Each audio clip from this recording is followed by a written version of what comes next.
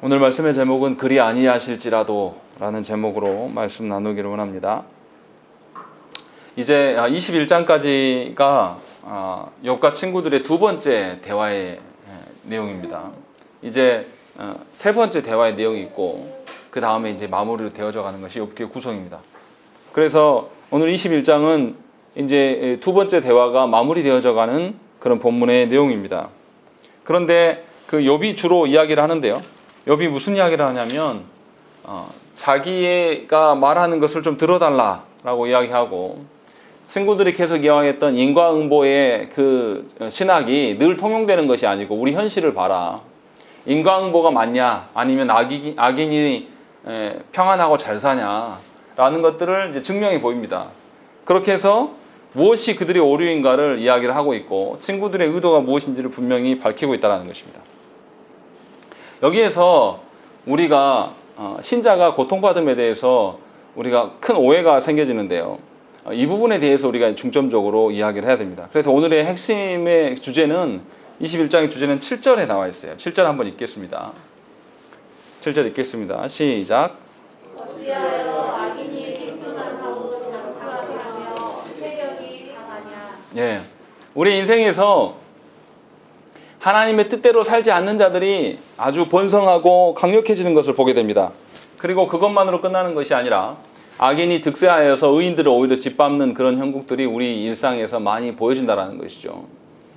이것을 봐도 인과응보가 맞지 않다라는 것을 지금 욥이 이야기를 하고 있습니다. 이거 우리가 다 아는 내용이에요. 다 아는 내용이고 익숙한 내용입니다.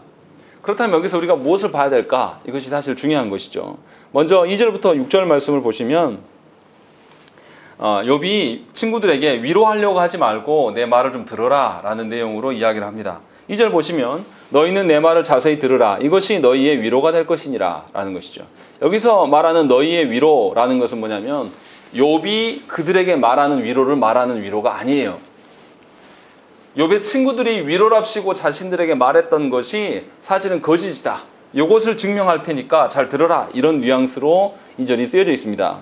그러니까 여기서 너희의 위로는 친구들이 욥에게 던지는 말이죠. 이것이 너희들 말이 내가 증명해낼 것이다. 이것이 너의 말의 진위가 될 거다 라고 이야기를 하는 것이죠. 그 진위가 무엇이냐면 34절 마지막에 뭐라고 되어 있냐면 그런데도 너희는 나를 헛되이 위로하려 하느냐라는 것이죠. 너희 대답은 거짓일 뿐이다. 이게 욥이 하고자 하는 이야기예요. 너희 말이 너희가 인과응보식으로 모든 것을 설명하면서 지금 고난받는 나를 보면서 죄인이라고 여기는데 사실 이게 다 거짓이다. 너희의 말은 위로가 아니라 사실 나를 음해하려는 것밖에 되지 않는다 라고 이야기를 하죠. 그러고 나서 3절에 뭐라고 하냐면 나를 용납하여 말하게 하라. 내가 말한 후에야 너희가 나를 조롱해도 좋다라는 것을 이야기하고 있습니다. 그리고 4절에서 무슨 이야기를 하냐면 내가 지금 사람을 향해서 말하는 것이 아니라 하나님을 향해서 말하고 있기 때문에 내가 마음이 급하고 조급해지는 것이다. 너희가 나의 실상을 보고 너희가 나의 고통을 알게 되면 5절 6절에 깜짝 놀라고 너희가 아무 말도 못하고 손으로 입을 가리우는 그런 상황에 놓이게 될 것이다 라고 말하면서 자기의 형편을 변호하고 있어요. 그러니까 욥의 친구들은 지금 욥과 신앙 논쟁을 벌이고 싶은 거예요. 그런데 욥은 이들하고 논쟁 벌이고 싶은 생각이 전혀 없어요. 하나님께 지금 대화하고 하나님께 답을 구하기도 너무 바쁘단 말이죠.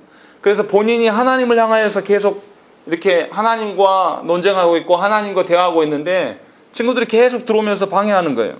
그리고 이 사이에서 이 친구들은 뭐 하냐면 하나님 앞에서 욥이 무엇을 질문하고 하나님이 뭐라 말씀하시는가 이렇게 보는 게 아니라 자신들의 의로움을 계속 이제 입증하려고 하는 것입니다. 그런 점에서 방향성이 완전히 달라요. 욥은 이해할 수 없는 고난에서 하나님을 향해서 말하고 있고 욥의 친구들은 위로랍시고 던지는 말이 결국은 뭐냐면 하나님을 향해 있지 않아요. 이 점에서 두 부류의 사람들의 내용이 완전 달라지는 것입니다. 이 점이 왜 문제가 되는 것은 이제 뒤에 드러납니다. 왜 그럴 수밖에. 이것이 얼마나 하나님 앞에 큰 죄고 이러한 방향성이 얼마나 위험한 것인가를 뒤에서 이제 다 드러냅니다. 그리고 나서 이제 욥이 자신의 말을 좀 들어달라. 내 처지를 알면 너희가 깜짝 놀랄 거다 라고 이야기하면서 7절에 8절에 뭐라고 합니까? 7절 8절 어찌하여 악인이 생존하고 장수하며 세력이 강하냐. 그들의 후손이 앞에서 그들과 함께 굳게 서고 자손이 그들의 목전에서도 그러하구나 라고 되어 있습니다. 그러니까 자기가 생각할 때는 인과응보식으로 돼야 되는데 인과응보식으로 안 된다라는 거예요. 뭔가 자기가 하나님 앞에서 순종한 사람은 복받고 이 땅에서 잘 돼야 될 것 같은 것이 인과응보인데 실제로 우리가 살아보면 악인들이 판을 친단 말이에요. 우리나라의 역사에서 보면 그렇지 않습니까? 대통령이랍시고 정권을 탈취해서 독재 정권을 해도 지금까지도 추앙받고 살아요. 또 어떤 사람은 광주에 와서 사람들을 학살해도 버젓이 잘 살고 있고 이런 일들이 우리 안에 너무나 많습니다. 그것만입니까? 뭐 우리 주변에서도 가까이 보면 이상하게 예수 믿는 사람들이 더 하나님의 보호를 받고 이 땅에서 고통 없이 살아야 되는데 도리어 예수 믿는 사람들이 남을 속이고 남을 등쳐먹는 일에 익숙하단 말이죠. 이런 걸 보면서 이해가 안 된단 말이에요. 여기서 우리가 생각을 해봐야 돼요. 도대체 신앙이 뭔가? 도대체 신앙이 우리에게 어떤 역할을 하고 어떤 영향을 주는가에 대한 생각들을 가져야 돼요. 신앙이 언제 흔들립니까? 자신이 믿어왔던 바가 실제로 그렇게 실현 안 될 때 우리가 힘들어해요. 자신이 신앙하는 바가 그대로 실현 안 되고 내가 생각하는 것과 다른 일들이 펼쳐지면 모순으로 작용하게 되고 그런 현실을 우리가 마주하게 되면 어떻게 됩니까? 자신의 믿음이 흔들리기 시작한다는 것입니다. 성경에 에레미야와 아삽과 같이 또 욥이 어떻게 하냐면 이 현실 세계에서 도덕적 무질서가 발견돼요. 그것도 믿는 사람들 안에서. 그러니까 이 사람들이 매우 당황했습니다. 그런데 에레미야나 아삽이나 또 욥이 특징적인 건 뭐냐면 자기가 알고 있는 하나님, 하나님의 백성들이 말씀대로 살면 지키신다라고 하였고 공의를 세우신다고 하셨는데 이스라엘의 현실을 보면 에레미야 상황을 보면 완전 타락한 상황 가운데 놓여 있다는 거죠. 도저히 본인이 감당하기가 힘든 상황이에요. 그런데도 에레미야가 어떻게 하냐면 끝까지 하나님의 말씀을 고수하고 하나님 앞에 신앙을 지켜가는 것이죠. 이것이 신앙이고 믿음이에요. 그러니까 우리의 믿음은 언제 드러나는 거냐면 우리가 이해할 수 없는 내가 기대하지 않는 상황 속에서 기대하지 않는 상황이 내 현실로 일어날 때 그때 우리의 믿음이 드러나는 거예요. 그러니까 내가 믿어왔던 바가 내가 믿는 하나님이 이러하신 하나님인데 이런 하나님이라면 내 삶이 평안하고 잘 돼야 된단 말이죠. 이렇게 믿었다라는 거죠. 근데 내 현실을 보면 그렇지 않다라는 거예요. 그러면 둘 중에 하나죠. 하나님이 잘못 일하시든가 아니면 내 믿음이 잘못됐다라는가. 둘 중에 하나를 결정해야 됩니다. 근데 하나님이 오류가 있으실 리는 없어요. 그럼 누가 문제인 것이죠? 우리가 문제인 거예요. 근데 이것을 인정하기가 어렵다라는 것입니다. 욥이 친구들이 말하는 인과응보의 신학을 무시하지 않아요. 인과응보식으로 도덕적 질서에 안에서 세계가 돌아간다는 것을 믿습니다. 그런데 문제는 뭐냐면 그 하나님이 말하는 인과응보라는 것,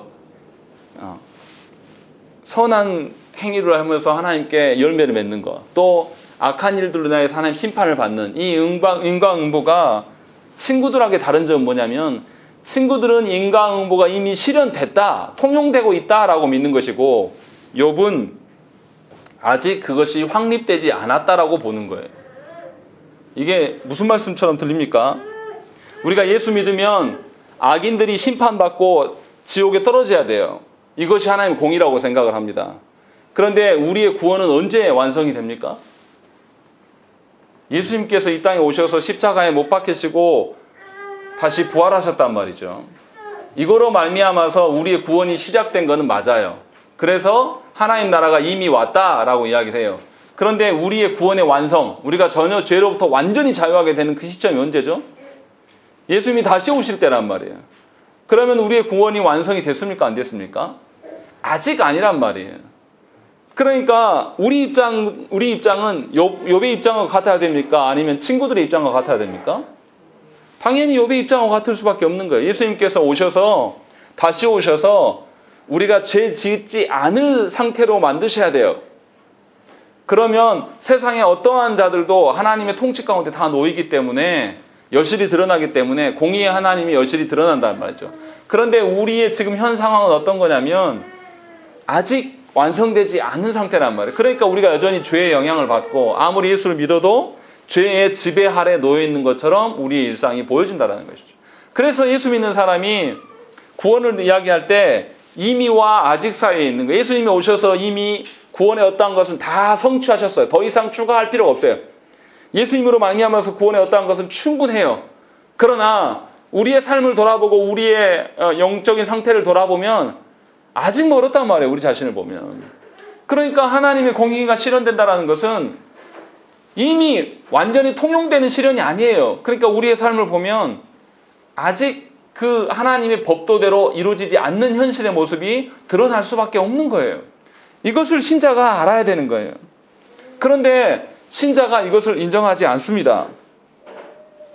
오히려 이것에 대해서 부인하는 경우가 확실히 많습니다. 그래서 한국교회 기독교인들은 구원파나 그런 구원파 같은 이단들의 신앙생활을 하고 있는 겁니다. 무슨 말이냐면 구원파는 어떻습니까? 예수 믿는 그 순간에 과거에 지은 죄뿐만 아니라 앞으로 지을 죄까지 누가 다 해결하셨다? 예수님이 해결하셨다고 보는 거예요. 그렇게 생각하는 사람들의 문제는 뭡니까? 회개를 더 이상 할 필요 없어요. 주님이 다 하셨기 때문에. 자기가 구원받은 그 순간에. 그러면 그 사람들에게 드러나는 그 구원받은 이후의 삶은 어떠하겠습니까? 죄를 두려워하고 죄를 떠나려고 하는 마음이 그들 안에 있겠어요? 있을 수가 없는 거죠. 방종하는 삶을 사는 거예요. 그러면서 성화의 삶이 그들한테 드러나지 않아요. 그것에 자유해버리는 것이죠. 한국교회도 똑같습니다. 예수를 오래 믿으면 오래 믿어갈수록 뭔가 성화되어져 가고 거룩해져 가는 모습들이 드러나야 되고 삶의 변화가 일어나야 되는 것이 정상인데 한국교회의 성도들을 보면 그렇지 않습니다. 아무리 오래 믿어도 자기가 믿는 믿음으로 근거해서 그것을 기대로 살아가요. 그러니까 하나님께서 베푸시는 현실과 괴리가 생기는 거죠. 그러니까 신앙이라는 거, 아까 처음에 말씀드렸던 것처럼 신앙이라는 것은 하나님의 어떠하심을 자기가 일부분을 깨달았단 말이죠. 그것을 기대함으로 현실을 바라봤는데 그 현실이 일어나지 않아요. 그때도 변함없이 하나님을 향한 신뢰를 갖고 내가 아는 것이 좀 문제가 있구나라고 나를 수정해가는 것이 신앙이란 말이에요. 그런 점으로 봤을 때는 우리가 아직 완성된 상태가 아니에요. 그러니까 우리의 현실과 내가 믿는 바가 약간 괴리가 일어날 수밖에 없는 겁니다. 이것이 우리의 신앙생활의 모습이라는 거예요. 늘 우리가 그렇게 살아갈 거란 말이죠. 그러면 내 삶에 변화되지 않는 것들을 바라보면서 나를 고쳐야 됩니까? 하나님이 바꾸라고 이야기를 해야 됩니까? 나를 고쳐가는 것이 정상이에요. 그러니까 모든 신자들이 하나님 앞에 회개하는 것이 정상입니다. 죽을 때까지 더 회개의 깊이를 알아가고 회개에 살아가는 것이 신자의 합당한 태도란 말이에요. 예수님 오실 날까지 우리는 죄인에 불과해요. 예수님 앞에서 내가 의인이네, 내가 너무 바른 신학을 갖고 있기 때문에 당신이 고쳐야 됩니다, 이렇게 말하는 사람은 아주 교만한 사람이고, 그렇게 살아가는 사람은 어디 가서도 선생 노릇 하려고 하는 거예요. 자기가 아는 일부의 어떠함으로 인하여서 모든 것을 평가합니다. 그런 방식으로 사람들 가니까 사람들한테 어떻게 합니까? 사랑의 하나님을 전달을 못해요. 강압하고 군립하고 말 안 들면 자기 힘으로 가불관계를 만들려고 하는 것이 한국교회 성도들의 특징이라는 것이죠. 그러니까 교회 안에서 오래 묵으면 묵을수록 더 겸손해지고 하나님 앞에서 나는 죄인입니다라는 것을 인정하기보다는 교회 안에서 오래 있으면 있을수록 어떻게 되냐면 묵은 신자가 되고 강팍한 신자가 됩니다. 그래서 거짓된 것을, 잘못된 것들을 막 가르쳐요. 그래서 성경과 상관없는 존재들로 만들어버린다는 것이죠. 그것이 우리의 현 모습이에요. 구원파적인 신앙생활을 갖고 있으면서 나 다 이뤘다, 내가 교회 안에서 이것도 하고 저것도 하고 내가 무슨 직분도 땄으니까 나는 다 이뤘다 라고 생각을 하는 거예요. 그래서 하나님 앞에서 점점 우리가 회개되는 것이 멀어지고 우리의 삶에서 성화되어져 가는 인간이 보기가 어려워진다는 것입니다. 지금 이 문제가 욥과 친구들 사이에 놓여있는 문제이고 우리의 바로 문제라는 것입니다. 그것 때문에 이 친구들이 자기가 아는 아주 작은 것들로 인하여서 지금 욥에게 권면하고 있는 거예요. 자기들은 아파본 적이 없거든요. 자기들은 아직 극심한 고난을 당해본 적이 없기 때문에 욥이 이해가 안 되는 겁니다. 지금 그 이야기를 하는 거예요. 그래서 욥이 계속 무슨 이야기 합니까? 9절부터 13절 가운데 무슨 이야기 합니까? 악인들이 번성해요. 그냥 번성하는 게 아니라 그의 후손들까지도 완전히 번성하고 잘 산단 말이에요. 그리고 9절에 보면 평안하고 두려움이 없고 하나님의 심판이 그들에게 임하지 않아요. 그래서 너무 이상하단 말이죠. 또 10절에 보시면 뭐 어떻게 됐습니까? 그들의 짐승들마저 새끼를 잘 베고 유산되는 경우가 없어요. 너무나 잘 낳고 번성하게 된단 말이죠. 또 그리고 아이들도, 그들의 자녀들도 어떻게 하냐면 아주 건강하고 춤추며 노래하면서 살아간단 말이에요. 그리고 13절에 결정적으로 어떻습니까?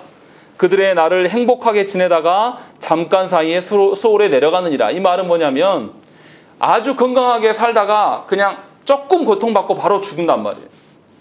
우리 연세 드신 분들 그러지 않습니까? 자녀들에게 내가 아파가지고 짐 되는 거 말고 계속 건강하다가 하루아침에 바로 죽어버렸으면 좋겠다. 이런 생각들 다 갖고 계시지 않습니까? 이런 것들이 악인들의 삶에 있다라는 거예요. 그러니까 악인들은 보장이 된 것처럼 보여요.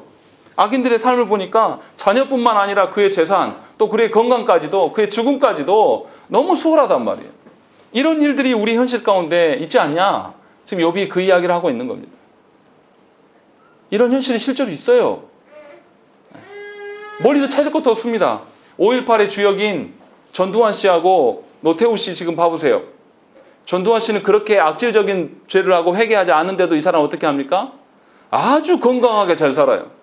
노태우 씨는 최근에 노태우 그 큰아드님이 회개하고 5.18에 와서 계속 때마다 와서 사과를 하고 하잖아요. 근데 노태우 씨는 지금 거동도 못합니다. 질병으로 인해서 10몇 년 동안 지금 계속 고통받고 있어요. 왜 회개한 사람이 이래야 되고 왜 회개하지 않은 사람 저런가? 이런 것이 우리의 현실로 보여준다는 거예요. 이것이 있다라는 거예요. 이것이 우리의 현실이라는 것입니다. 왜냐하면 예수님께서 이루시는 구원이 아직 진행 중이에요. 이미와 아직 사이에 있기 때문에 우리 현실은 그럴 수밖에 없다라는 거죠. 이것을 신자가 알아야 된다는 겁니다. 그리고 14절과 16절에 무슨 이야기 합니까? 14절부터 16절까지 우리 읽겠습니다. 시작. 그럴지라도 그들은 하나님께 말하기를 우리를 떠나소서 우리가 주의 도리 알기를 바라지 아니하나이다. 전능자가 누구이기에 우리가 섬기며 우리가 그에게 기도한들 무슨 소용이 되리라 하느냐. 그러나 그들의 행복이 그들의 손안에 있지 아니하니 악인의 계획은 나에게서 멀구나. 예, 욥이 이제 14절부터 16절까지 무슨 이야기를 하냐면 악인들이 어떠한 방식으로 하나님 앞에서 어떠한 관계를 두고 살아가는가 그 이야기를 해요. 14절과 15절에 뭐냐면 이 사람들이 하나님이 자기에게 관여하지 말라라고 이야기를 합니다. 그리고 또 우리가 하나님을 왜 섬기냐? 섬겨서 우리에게 무슨 소용이 있겠느냐? 무슨 유익이 있냐? 하나님을 잘 섬기면 내 자녀가 잘 되고 뭐 그러냐? 그런 거 아닌데 내가 뭐 하려고 열심히 기도하냐? 이런 식의 이야기를 한다는 거예요. 지금 욥이 말하는 것은 이들을 그냥 지적하고 비난하려고 말하는 게 아닙니다. 악인들이 왜 악한지를 설명하고 있는 거예요. 지금 친구들은 뭐라고 합니까? 누구를 보고 악인이라고 합니까? 이 땅에서 부유하지 못하고 이 땅에서 고난받는 사람들을 악인이라고 이야기를 해요. 근데 욥은 진짜 악인이 누군지 아냐? 그렇게 떵떵거리고 잘 먹고 잘 살고 자녀들도 잘 되고 뭐 경제적인 것도 부유하게 살아가는 그런 사람들이 있는데 그런 사람들의 진짜 악함이 이거다. 하나님을 떠나라고 이야기를 한다. 하나님이 내 삶에 개입하면 안 된다라고 이야기를 하고 무슨 유익이 있어서 내가 하나님을 섬기냐. 예수 믿으면 떡이 나오냐 밥이 나오냐. 난 그런 거 섬기지 않는다 라고 말하는 자, 그것이 바로 악한 것이다 라고 이야기를 하고 있는 거예요. 그러니까 우리가 알아들어야 돼요. 하나님 앞에서 죄 짓는 것, 악인이라는 것이 욥의 말대로 하나님과의 관계성이에요. 내가 정말로 하나님을 사랑하고 내가 하나님의 뜻대로 살기를 원하는 것인가, 이것이 신자란 말이에요. 근데 그게 아니고 악인들은 어떻게 하냐면 스스로 할 수 있다라고 생각을 하는 거예요. 내 인생도 내가 계획해서 살고 내 인생도 내 지혜로 지금까지 살아왔다고 믿는단 말이에요. 그러니까 자녀들에게 누구로 가르칩니까? 하나님 가르치지 않아요. 뭐를 가르치죠? 계속해서 이 땅에서 잘 되는 방법. 너 예배 안 드려도 돼. 일단 네 직장이 중요하고 네 공부가 중요하고 이것이 먼저지. 예배는 나중 일이야. 좀 아프면 예배 안 드려도 돼. 네 건강이 훨씬 중요해. 라고 말하는 이유는 뭡니까? 자기 스스로 그렇게 살아갈 수 있다라고 믿기 때문에 그렇게 살아가는 거예요. 스스로 만든 생활 방식을 고집해요. 하나님의 법도가 있음에도 불구하고 이 법도 알고 싶지도 않아요. 던져버리는 것이죠. 자신의 손으로 계획한 자신의 인생, 또 자신의 그 계획대로 꾸려가는 그런 가정, 그런 가정을 스스로 이렇게 세울 수 있다라고 생각하는 것, 이것이 굉장히 악한 것이다 라고 말하고 있는 것입니다. 이게 굉장히 큰 하나님 앞에 큰 죄악이에요. 우리 스스로 할 수 있다라고 생각하는 거. 우리 근데 이런 이야기들 우리가 안 합니까? 우리가 다른 방식으로 이것을 이야기를 해요. 우리가 스스로 할 수 있다라고 말은 안 합니다. 그런데 뭐라 그러냐면 반대로 뒤집어서 이야기해요. 내가 기대하는 형편이 안 일어나면 왜 이러지? 내가 이렇게 노력을 했는데 왜 안 되지? 이런 이야기를 하는 거예요. 이거 똑같은 이야기입니다. 말만 뒤집은 거예요, 그냥. 내가 기대했던 건 뭐냐면 내가 열심히 노력하면 될 줄 알았어요. 내가 내 인생을 계획을 세우고 이런 가정을 만들 거야, 이런 자녀를 양육할 거야 라고 생각하면 그대로 될 줄 알았단 말이에요. 그런데 해보니까 어떻습니까? 안 돼요. 자녀가 내 말을 듣지 않고 내 인생이 내 뜻대로 안 된단 말이에요. 그러면서 뭐냐면 왜 인생이 이러지? 내가 이렇게도 열심히 노력했는데. 결국 무슨 말입니까? 하나님의 선하신 계획들을 바라본 것이 아니라 그냥 자기 뜻대로 한 거예요. 자기 하고 싶은 대로 살아가는 거예요. 그렇게 살아간 것이 악인이라고 지금 말하는 거예요, 여기. 그러니까 새 친구들이 말하는 것도 인간보식으로 계속 고집하는 건 뭐냐면 이 사람들이 하나님의 질서 앞에서 뜻을 굽힌다, 안 굽힌다? 안 굽힌다는 거예요. 굉장히 강팍한 사람들이고 고집스러운 사람들인 것이죠. 그러니까 우리가 하나님 앞에 선다라는 것은 뭡니까? 하나님의 길을 보여달라. 내가 하나님의 뜻대로 가겠습니다라고 순종하는, 겸손한 삶을 우리가 추구하는 것이 아니라 그냥 내 뜻대로 안 되면 분노하고 내 뜻대로 안 되면 화내면서 그렇게 살아가는 것. 내 뜻대로 안 되는 것을 보면서 이상하다. 이렇게 살아가는 것이 악인이다라고 계속 말하고 있기 때문에 저와 여러분들은 악인입니까? 의인입니까? 우리가 악인이 아니다라고 아주 자신할 수가 없어요. 그런 점에서 우리가 하나님께 심각하게 회개를 해야 됩니다. 얼마나 우리가 타락한 존재인가를 봐야 된다는 거죠. 시편 25편 4절 말씀에 여호와여 주의 도를 내게 보이시고 주의 길을 내게 가르치소서라고 이렇게 기록하고 있습니다. 자기 뜻대로 산다고 말하지 않아요. 하나님께서 보여주신 길을, 하나님께서 가게 하신 그 길을 내가 걷게 해달라고, 가르쳐달라고 하나님께 기도하고 있는 것입니다. 15절 말씀이 바로 그것을 입증하는 것이고, 이 말은 누구의 말과 똑같습니까? 제일 처음에 사탄이 하나님께 뭐라고 합니까? 하나님, 욥이 까닭없이 믿겠습니까? 다 하나님이 복 주니까 믿죠. 하나님이 자녀도 많이 주시고 물질도 많이 주시고 권세도 주니까 저 사람이 하나님 섬기는 것이지. 안 그러면 제가 섬기겠어요? 하나님이 하나만 거두시면 제가 저 사람이 자기 뜻대로 안 되면 하나님 그대로 섬길까요? 까닭없이 믿습니까? 까닭없이 하나님을 선택합니까? 그럴 리 없습니다. 이 말과 똑같은 거예요, 지금. 그러니까 욥기서에서 말하는 악인은 뭐냐면 하나님 뜻대로 행하지 않는 그 자체가 악인이에요. 우리가 하나님의 종이라고 이야기를 합니다. 우리가 하나님의 종이면 하나님 뜻대로 해야 됩니까? 내 뜻대로 돼야 됩니까? 하나님 뜻대로 되어지는 거예요. 그러니까 인생이 내가 예측할 수가 없어요. 그러니까 인생의 어떤 것에서 내가 방비할 수 있는 능력이 아무것도 없단 말이에요. 그것을 인정하는 사람은 늘 어떻게 살겠습니까? 하나님의 뜻이 뭔지를 늘 물어보는 삶을 살 거예요. 주인님, 내가 어떻게 살아갈까요? 주인님, 이 자녀도 내 자녀가 아니라 주인의 자녀인데 내가 어떻게 가르치고 이들에게 어떤 교훈을 줄까요? 라고 하면서 매사에 물어볼 수밖에 없는 거예요.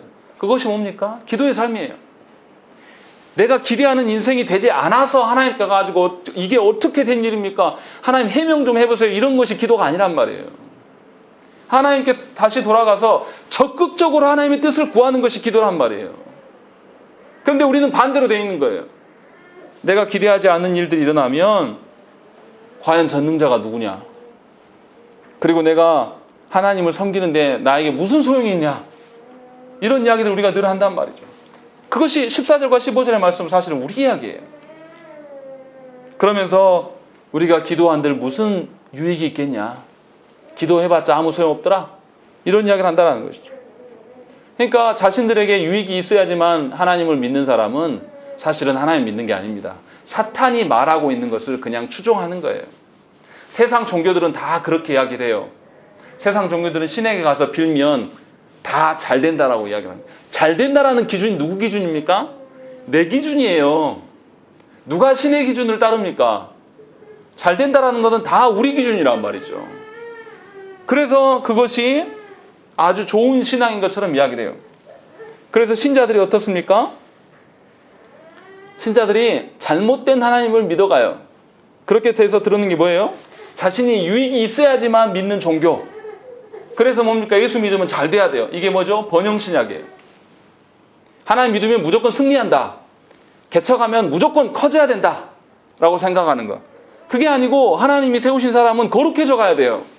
이 땅에서 좀 없고 이 땅에서 연약하게 살아도 우리 자녀들이 이 땅에서 권세 누리는 사람이 아니고 아주 소시민적인 사람으로 살아가더라도 더욱더 하나님을 닮아가며 거룩해져 가고 하나님의 뜻을 더 바라고 소망하는, 그러니까 나보다 더 이 자녀들이 하나님의 말씀을 지키기 위해서 살아가는 그런 방식들, 그것이 우리 가정의 모토가 돼야 되고 그것이 교회됨이어야 된단 말이에요. 근데 그것이 아니고 우리 힘을 기르고 우리가 강성해야 되고 우리가 권세를 누리고 우리 능력 위주로 찾는 하나님, 이것은 악한 종교입니다. 이것은 하나님을 대적하는 일밖에 되지 않는다는 것이죠. 그래서 한국교회에 얼마나 많은 사람들이 번영신학에 물들어 있습니까? 얼마나 이기적인 자기밖에 모르는 기독교인들을 계속 양산해냅니까? 절대 회개하지 않죠. 그러면서 자기가 잘 돼야지만, 자기 교회만 크고 강력해져야지만 만족하고 거기에서 만족하고 안위를 누리고 살아간다는 것이죠. 이것은 욥기에서 나오는 악인의 모습이에요. 우리가 분명히 알아들어야 됩니다. 이것은 하나님의 심판을 모면할 수가 없어요.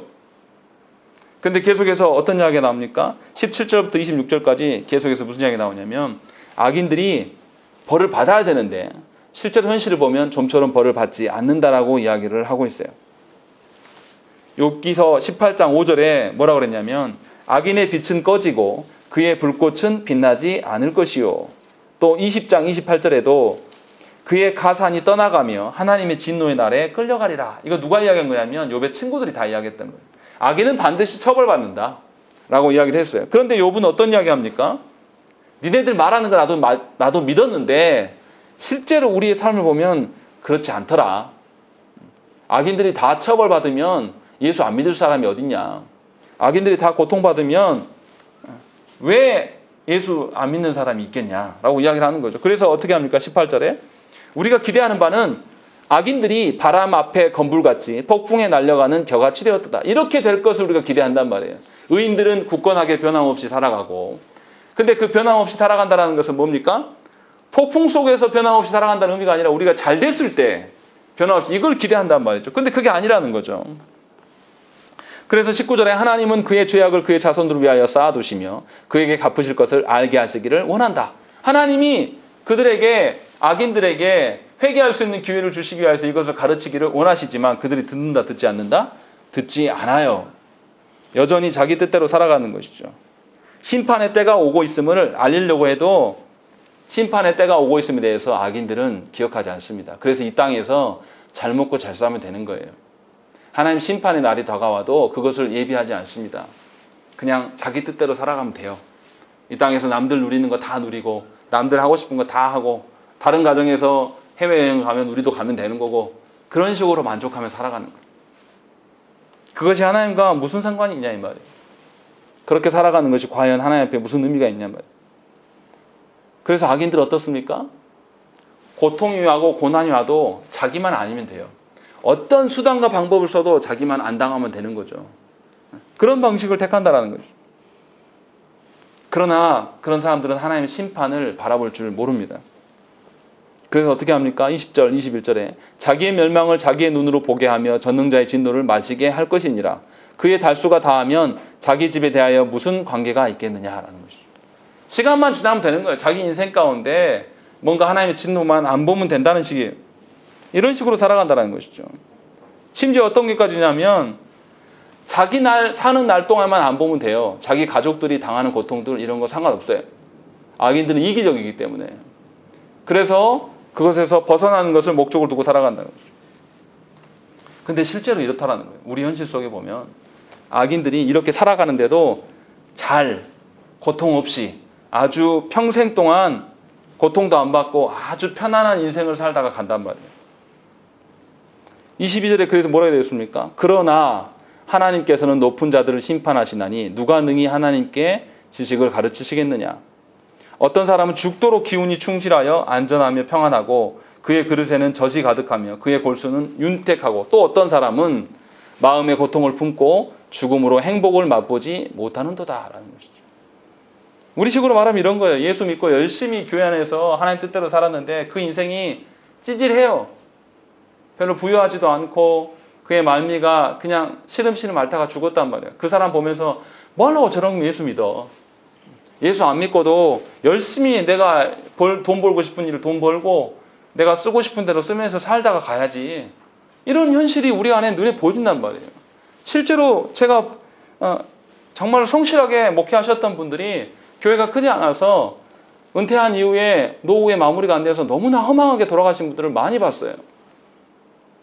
이해가 안 됩니다. 왜 하나님 앞에서 이렇게 평생 동안 30-40년 동안 그렇게 하셨는데 왜 이렇게 되지? 왜 그리고 정말로 남을 속여가면서 성도들을 아프게 하면서 대형교회에서 정치하고 있는 저 목사들은 왜 그렇게 부유하면서 교회 돈을 100억을 날려먹었는데 은퇴 작업으로 25억을 받아쳐먹는 이런 현실이 왜 일어나지? 이해가 안 된단 말이에요. 근데 우리 현실이 그렇다라는 거죠. 그러면서 이것을 계속 고발하고 있는 거예요. 너희 뜻대로 정말로 그렇게 되면 좋겠다. 그런데 우리 현실을 봐라. 그렇지 않는다. 그리고 26절에 욥이 뭐라고 합니까?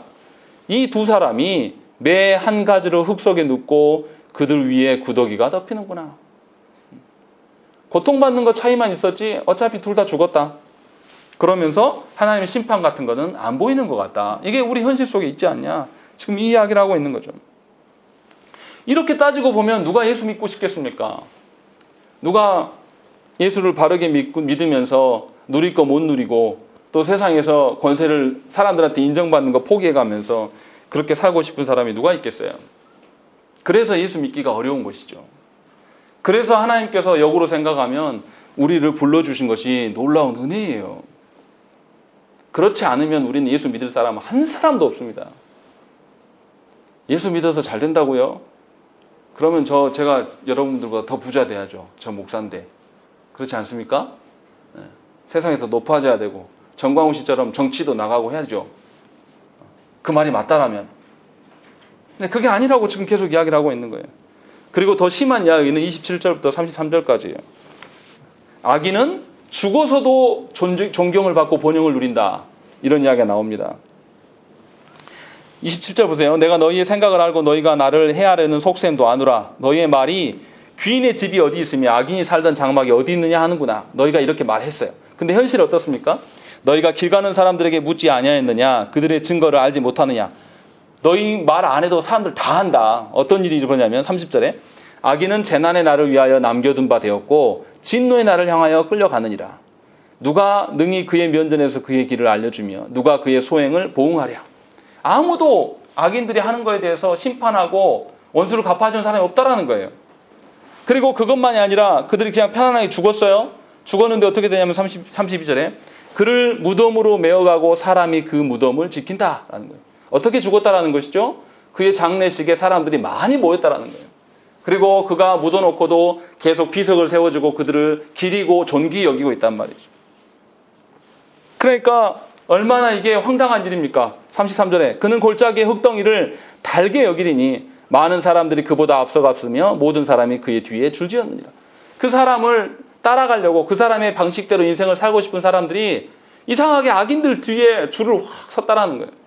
그러니까 악인들이 악하게 살았는데도 불구하고 비석을 세워놓고 존귀 여기면서 거기에 경배하고 지키는 사람들이 버젓이 지금도 있지 않냐라고 이야기하는 거예요. 우리 현실 보세요. 우리나라 팔아먹고 일제시대에 앞잡이했던 인간들이 어디에 누워 있습니까? 현충원에 누워 있어요. 친일파 자식들이 6.25 때도 수많은 사상자를 내고 자기만 비행기를 타고 도망갔던 장군이 여전히 현충원에 누워 있단 말이에요. 그리고 그 사람들을 위하여서 어떻게 해요? 독재했던 사람들의 동상을 만들어 놓고 그 사람들을 위하여서 예배도 드려요. 이 정신 나간 기독교인들이. 이 현실을 보면서 분통이 터진단 말이에요. 정말 너희들이 맞냐? 너희들이 말하는 게 정말 맞냐? 악인들은 죽어서도 존경받고 있는 현실이 우리의 현실 아니냐? 지금 그 이야기를 고발하고 있는 거예요.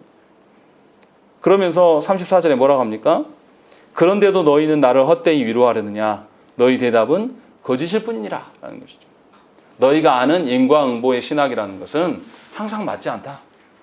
결국 너희가 너희 뜻을 고집하려고 하다 보니까 너희는 하나님께 묻지도 않고 너희 뜻만을 고집하는 인간이다. 지금 그 이야기를 하고 있는 거예요. 그러면 친구들이 악한 존재인 것이죠. 똑같은 거예요. 지금 친구들이 왜 악한 존재로 남았냐면 악인들의 일상을 보니까 그렇게 악하게 살아도 경제적으로도 부유하고 고난받지 않고 사람들한테 존경받고 산단 말이에요. 그래서 이 사람들이 인과응보를 계속 고집하는 거예요. 그러면서 욥한테 도리어 회개하라고 이야기를 하는 거죠. 타락한 교회가 이런 방식으로 합니다. 어떻게 합니까? 교회에 개혁을 부르짖는 사람들을 다 입을 봉쇄해요. 하지 말라고. 개혁합시다. 교회는 어떻게 해야 됩니까? 개혁되어져야 되는 곳이에요. 늘 회개가 있어야 되고 그 앞에서 하나님 앞에서 우리의 잘못된 것들을 발견하면 회개가 일어나야 되는 것이 교회예요. 그런데 어찌된 영혼인지 한국 교회는 개혁을 이야기하고 개혁돼야 됩니다라고 소리치면 아예 목회를 못하게 만들어버립니다. 이것이 우리의 현실이에요. 부인할 수가 없습니다. 우리는 그렇게 살아가고 있어요. 그래서 개혁을 이야기하면 교회의 흠을 드러내는 나쁜 인간이라고 이야기를 해요.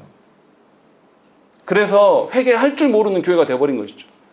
그래서 하나님의 뜻이 아니라 자기의 뜻대로 세우는 그 엄청난 거대한 성을 만들어 놓고 이 법 안에서 조금만 위배되면 아예 밟아 죽이는 방식으로 채택하면서 가는 거죠. 하나님이 없어요. 하나님 두려워하지 않아요. 그러니까 성도들하고 끝까지 싸우는 거죠. 성도들끼리도 끝까지 용서 없이 싸우는 거예요. 하나님이 계시면 어떻게 그럴 수 있습니까? 그럴 수 없어요. 다시 말하면 우리식으로 다시 적용하면 이런 거예요. 왜 악인들이 잘 되는 현실을 보면서 우리가 못 견뎌야 합니까? 왜 그럴까요? 악인하고 나하고 상관없잖아요. 그냥 나는 하나님의 뜻대로 살면 되는 거잖아요. 근데 우리는 악인들이 잘 되면 어떻습니까? 왜 분노가 일어나죠? 왜 그럴까요? 내 삶과 너무 다르기 때문에 비교하는 내 마음속에 어떠한 것이 있기 때문에 그래요. 그냥 우리는 소시민적으로 살면서 악인들에 대해서 무관심하며 살아갈 수도 있어야 돼요. 그런데 왜 그렇습니까? 우리의 마음 중심 안에 하나님을 섬긴다 하면서도 뭐가 있습니까? 이 땅에서 잘 되고 싶은 욕망이 있다라는 거예요. 이것을 우리가 부인할 수 없는 겁니다. 저도 그래요. 저도 그것을 부인할 수가 없어요. 우리는 그런 존재입니다. 왜 그런 존재입니까? 예수님께서 우리를 구원하셨으나 아까도 처음 말씀드린 것처럼 우리에게 하나님 나라의 맛을 보여주시긴 하셨으나 우리 안에 여전히 죄성이 남아 있습니다. 그래서 우리를 하나님 안에서 하나님 주시는 그 평안함만으로 만족된 자로 우리를 내버려 두지 않아요. 계속 우리를 부추깁니다. 목회를 해도 남들 앞에서 멋지게 크고 아주 거대한 목회를 해야지 그것이 목회를 잘한 것이야 라는 마음들을 은연중에 제 머릿속에 심어놓는다는 거예요. 죄성이. 그래서 몇몇 안 되는 성도들 데리고 그렇게 하는 것이 이대로 평생 가면 안 돼. 위기의식을 느낀단 말이에요. 하나님 앞에서 뜻대로 살아가는 것으로 만족하는 것이 아니라 우리의 죄성이 계속 그것을 불러일으키는 거예요. 그러면서 한숨 쉬는 거죠. 그러니까 내 인생이 힘없고 쪼그라져 살아가면 그냥 힘없는 사람들끼리 살아가면 잘 몰라요. 근데 언제 드러나는 것이죠? 나하고 확 차이나는 인생을 사는 사람 앞에 가면 어떻게 해요? 내가 위축되고 쪼그라들어요. 왜 그렇습니까? 우리 안에 여전히 악인들의 사는 삶의 방식을 우리가 소망하고 있다는 것이죠. 여전히 뭐냐면 우리 마음속에 우리 죄성이 세상의 기준에 대한 그 욕망과 탐욕으로 우리가 젖어 있어요. 거기서 벗어날 수 없는 인간임을 기억하고 있는 것이죠. 어떻게 해야 되겠습니까? 우리가 할 수 없다라는 것을 깨달으면요, 그 사람들한테 가서 묻지 않습니다. 성공하는 법, 문제 해결하는 법, 그 사람 전문가들 찾아다니지 않아요. 정말로 하나님 앞에서 내가 아무것도 할 수 없다, 내가 능력이 없어서 아무것도 수 없다라는 그걸 말하는 게 아니라 하나님이 막으시면 내가 아무것도 할 수 없는 존재라는 걸 알면 뭐 하겠습니까?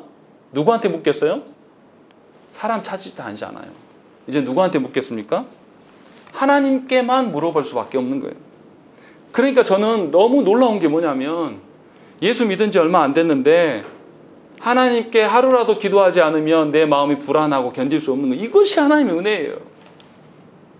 수십 년을 예수 믿어도 기도하지 않고 내 멋대로 살아도 하나도 마음이 불편하지 않으면 이것이 큰 불행이에요. 하나님이 버리고 계심이에요. 며칠 전에 정말 놀라운 일이 일어났어요. 뭐 평소에 알고 지냈던 사람인데 천주교 신자가 와서 우리 교회 헌금하고 갔습니다. 코로나 때문에 얼마나 힘드냐고. 우리가 천주교 그렇게 비난하는데 천주교 신자가 와서 개척교회 목사 얼마나 힘드냐고. 그러고 저를 위로해주고 가더라고요. 그때 제가 들 생각이 뭐냐면, 하나님이 신자들만 다스리는 것이 아니라 불신자들도 모두를 다 다스리시는 하나님인데 내가 몰랐구나. 내가 여전히 불안해하고 있었구나. 하나님 확실히 보여주시는 거예요. 이런 것으로 인하여서 우리가 만족할 수 있다는 거예요. 하나님의 일하심 앞에서 하나님이 이루어 가시는 것을 보면서 우리는 하나님께 물어보면서 우리의 길을 찾아갈 수 있는 사람들이에요. 그렇게 하기를 하나님께서 원하셔서 고난받는 현실 속에서도 욥은 뭐하고 있는 거냐면 하나님께 묻고 있는 거예요. 그러니까 앞에 21장 초두에서도 나의 마음이 원망하여 사람을 향하는 것이냐, 내 마음이 어찌 조급하지 아니하겠느냐. 난 사람 찾지 않는다. 하나님께 찾느라고 내가 너무 바쁘고 분주한데 너희가 자꾸 끼어들어서 내가 너무 고달프다.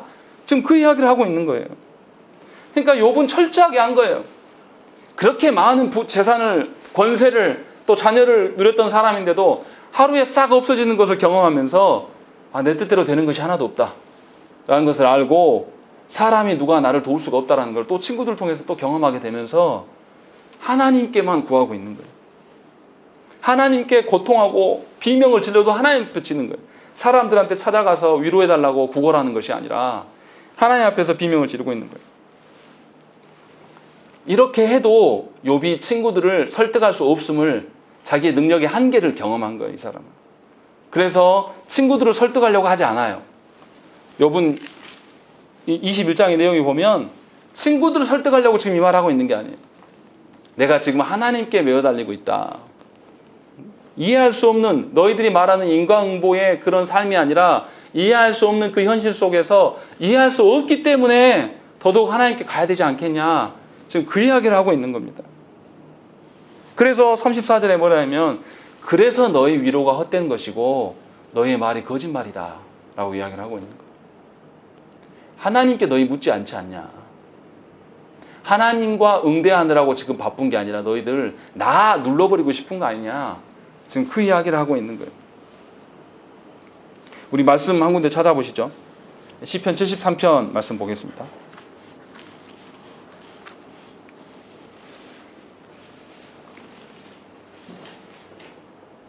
시편 73편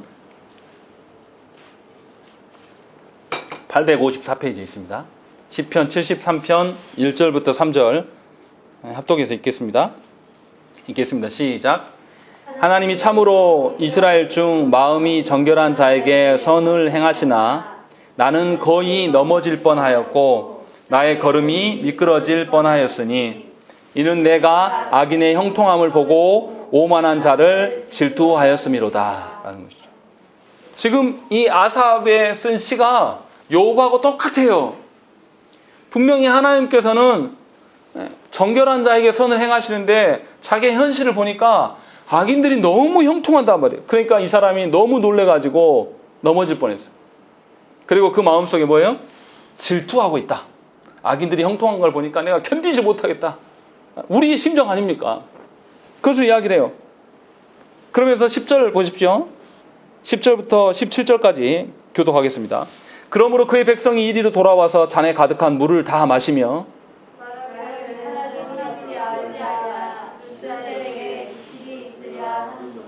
볼지어다 이들은 악인들이라도 항상 편안하고 재물은 더욱 불어나는도다. 내가 내 마음을 깨끗하게 하며 내 손을 씻어 죄를 것이 실로 헛되도다. 나는 종일 재난을 당하여 아침마다 징벌을 받았도다. 내가 나를 스스로 이르기를 내가 그들처럼 나아가려 하였더라면 나는 주의 악을 들을 때에 되어 악행을 행하였으리라. 내가 어쩌면 이를 알까 하여 생각한즉 그것이 내게 심한 고통이 되었더니 하나님의 성소에 들어갈 때에야 그들의 종말을 내가 깨달았나이다 라고 있는 것이죠. 자기 스스로 생각했을 때는 계속 시험 들 수밖에 없는 거예요. 그 현실을 보고 있자니 자기 인생이 너무 서글프고 어쩌다가 내 팔자가 이렇게 돼버렸을까 이런 생각이 계속 들었다라는 거예요. 그런데 언제 자기가 깨달았다고요? 하나님의 성소에 들어가서야, 그때서야 비로소 그 종말이 어찌 됨을 내가 알았다, 깨달았다 라고 이야기를 하고 있는 거예요. 그리고 후반부에 가서는 24절에 주의 교훈으로 나를 인도하시고 후에는 영광으로 나를 영접하시리니 하늘에서는 주 외에 누가 내게 있으리요 땅에서는 주밖에 내가 사모할 리 없나이다. 내 육체의 마음은 쇠약하나 하나님은 내 마음의 반석이시요 영원한 분기시시라 라는 것이죠. 하나님께서 나를 깨닫게 하지 않으시면 우리가 하나님의 어떠함을 알 수 없다라는 거죠. 그래서 욥이 하나님께 구하고 있고 아삽이 하나님께 구하고 있는 것이고 에레미야가 그 눈물의 선지자가 수많은 고통을 당하면서도 하나님께 구하고 있는 것이 성경의 내용으로 우리에게 증명해 준다는 것이죠. 우리의 죄성은 우리의 눈과 마음이 이 땅에 고정되는 일에 열심히 우리를 속여요. 영원하고 가치 있는 것을 바라보지 못하게 만듭니다. 그래서 예수를 믿는다고 하면서도 우리 마음속에는 은밀하게 세상에서 잘 되지 않으면 우리가 힘들어해요. 이상하게 생각한단 말이에요. 예수를 믿는 자에게 가장 큰 복은 뭡니까? 세상처럼 되어지는 게 아니에요. 죄에서 완전한 자유를 누리는 것입니다. 인과응보의 논리대로라면 죄인이 행한 것으로 말미암아서 죄를 씻어내야 돼요. 그런데 하나님께서는 인과응보로 우리를 구원하시지 않았어요. 순전히 하나님의 은혜로 말미암아 성부께서 우리와 사랑의 관계를 맺기 위하여서 당신의 아드님을 죽임으로 말미암아서 우리 가운데 왔단 말이에요. 이거 인과응보로 설명이 안 돼요. 설명이 되어지지 않는 거란 말이에요. 구원이라는 것은. 그러면 우리도 뭐 해야 되겠습니까? 인과응보로 하나님께 가면 안 돼요. 하나님 내가 이것을 지켰으니 나에게 복 주십시오. 이런 논리를 펴는 것은 어리석은 거예요. 하나님 내가 목사로 살았으니 내 자녀는 잘 되게 해주십시오. 이런 건 말도 안 되는 이야기란 말이에요. 구원받은 자가 그것을 말할 수 없다라는 거예요. 도리어 하나님께서 그렇게 행하심을 보면서 하나님의 행하시는 것을 의지하면서 하나님께 가야 되는 거예요. 그러니까 예수 믿는다는 것은 뭡니까? 내 행위로 말미암아서 뭐 하는 게 아니란 말이에요. 그러니까 여러분들의 삶에 뭔가 고난이 없고 고통이 오면 내가 잘못 살았나? 이렇게 말할 게 아니라 뭐 해야 됩니까? 하나님께 물어야 돼요. 하나님이 도대체 나의 어떠한 점을 깨닫게 하시려고 이런 고난을 주시는가? 왜 하나님께서는 나에게 이렇게 행하시는가? 라고 하면서 하나님의 관계와 하나님과 나의 관계가 올바라져 있는가를 점검해야 되는 거예요. 하나님께서 원하시는 것은 우리에게 고난을 주시는 이유는 다 그거밖에 없어요. 하나님과 나의 사랑의 관계로 하나님께서 이뤄 가시려고 우리를 부르시고 계신다는 거죠.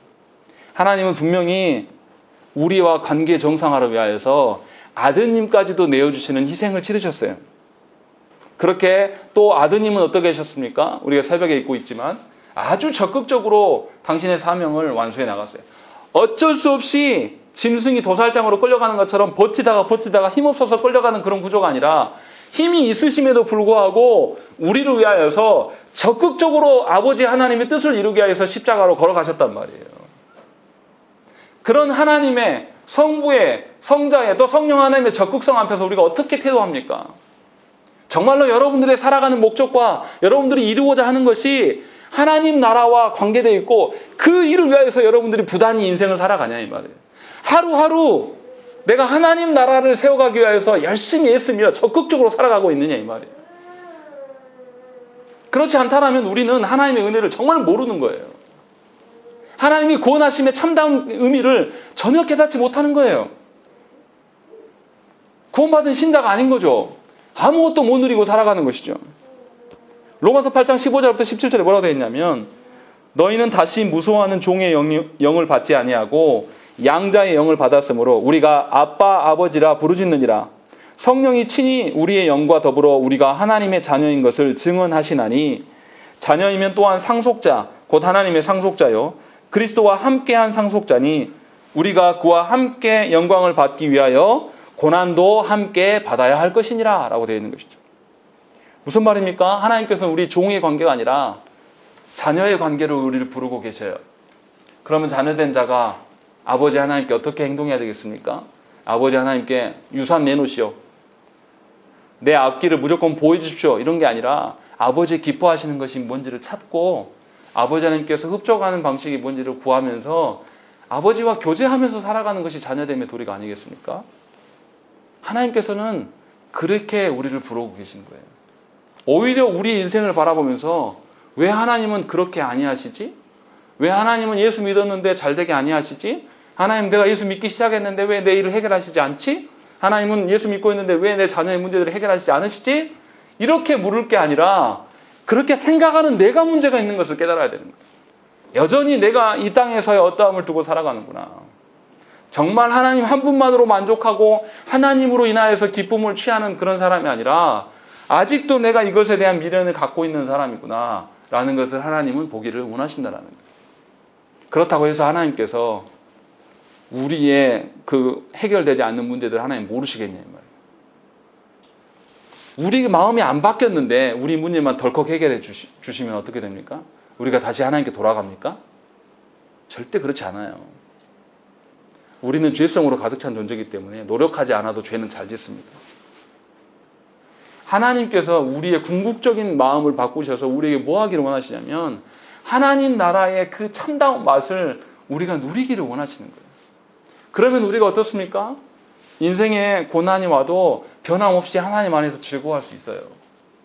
인생에 고통이 와도 삶의 방식들, 남들처럼 어떻게 살고 싶다라는 것들을 스스로 놔도 별로 불안하지 않습니다. 이렇게도 살 수 있구나라는 것을 경험하면서 하나님께 맡기는 구조가 되는 거예요. 하나님은 그런 인생을 살기를 우리에게 원하신다는 것이죠. 지금은 다 이해할 수 없습니다. 우리에게 벌어지는 현실과 우리의 상황들을 다 이해할 수가 없어요. 그러나 우리가 보이지 않는 인생, 낭떠러리 같은 그 인생의 한 발자국에서 주님이 우리의 발을 붙잡고 계심을 기억하셔야 한다는 것이죠. 한 번도 우리를 버리신 적이 없어요. 다만 우리가 하나님 아닌 다른 것으로 위로받기 원하고 평안을 누리기를 원하기 때문에 하나님의 일하심이 안 보이는 거예요. 하나님은 우리에게 계속 이야기를 하십니다. 하나님은 계속 우리와 함께 하시기를 원하죠. 그러니까 저와 여러분들이 하나님과의 바른 관계를 위하여서 하나님께 기도해야 됩니다. 여러분들의 문제, 물론 기도 안 하는 거 아닙니다. 저도 새벽마다 우리 교우들의 현실을 보면서 너무 마음이 아파서 하나님께 기도해요. 하나님 해결해 주시라고. 그런데 꼭 단서를 답니다. 그 문제만 해결하지 마시고 그 영혼의 마음도 해결하셔야 됩니다. 그것이 먼저입니다. 그래서 하나님의 그 사랑을 누리시기를 간절히 부탁드립니다. 그냥 끝까지 하나님의 뜻을 버티면서 인생 사는 거는요, 정말 신앙생활 힘들어요.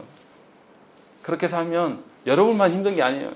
여러분들이 신앙생활을 보고 있는 저도 굉장히 어렵습니다.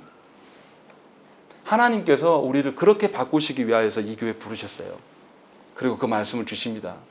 그래서 그 말씀을 붙들고 하나님이 나를 절대 죽이지 않으시니까요. 그 하나님과 관계를 위하여서 사는 저와 여러분 되시기를 간절히 축원합니다. 우리 함께 기도하겠습니다.